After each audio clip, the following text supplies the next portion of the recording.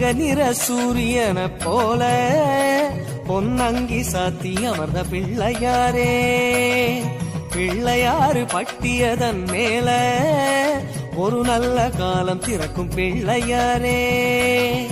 அம்பலத்தில் ஆடும் சிவனால சுப ஆவணியில் முளைச்ச பிள்ளையாரே, ஆடி போய் ஆவணி வந்தாலே ஐயா அலையலையாய் பக்தர் கூடுவாரே.